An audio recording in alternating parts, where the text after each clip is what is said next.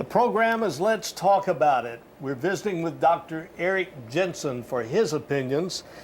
He has located his practice at Cornerstone, and your wife is located here, and your family's been in Dalton area for some 9 years now. That's correct. And originally he's from South Dakota, and I feel like from his patients, they tell me a lot of your opinions they feel like would be very practical if government would adopt them, and a lot of them have encouraged you to run for political office at some point.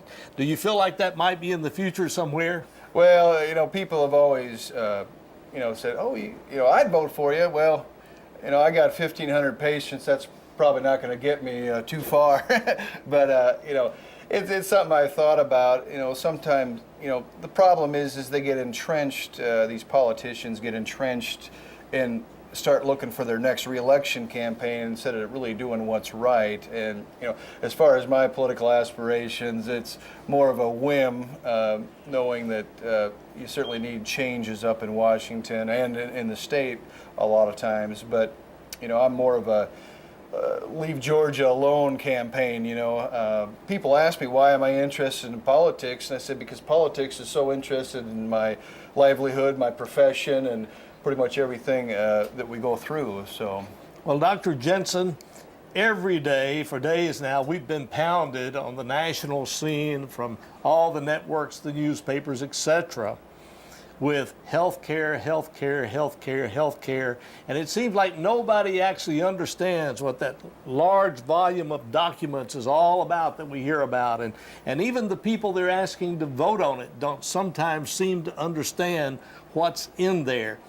In your opinion, where can we turn this around, or does it need to be turned around?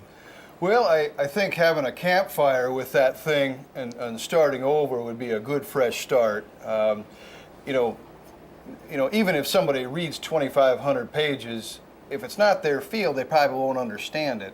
I can go in and read a medical textbook that's 2,500 pages long that I've been studying for the last 15, 20 years, and it would take me a year and a half to read it all, and I'm not sure I'd grasp everything. And this is all I do. So to have some bureaucrat in Washington to be able to understand this and know what they're voting on is a little bit hard to fathom. I think the heart's in the right place of these guys, the president and both houses of Congress.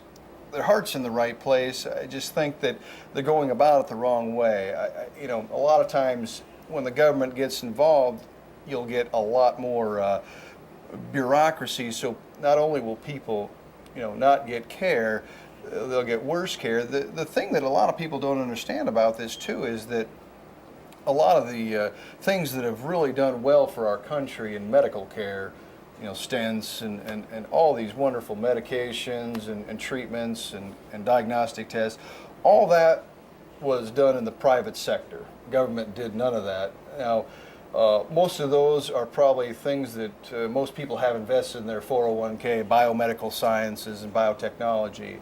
That will probably all go away with this, because if you can't make money with it, you're not going to want to lose all your 401k investing in something that the government's not going to give any money for. So a lot of people, that's the sort of unforeseen consequences, is that future improvements in healthcare and these other stents and God knows what all won't happen. It's stuff that we'll never know about, and that's a concern. I think what you do is you get rid of all the state requirements, get rid of all the regulations. There was I mentioned this to you, is have a one-page health document that said there's two ways I think would be better. There's probably three. One of them won't work. One is to just get rid of all the regulations and start from scratch and say, then the patients can choose, what do you want? And then have it partially funded by the government, so that give the patient $500 and say, buy your own health insurance. Which one do you want? The other option would be have a one-page document that said the government would provide insurance for every patient. It's one single page. It would provide every patient, and it would be a $10,000 deductible.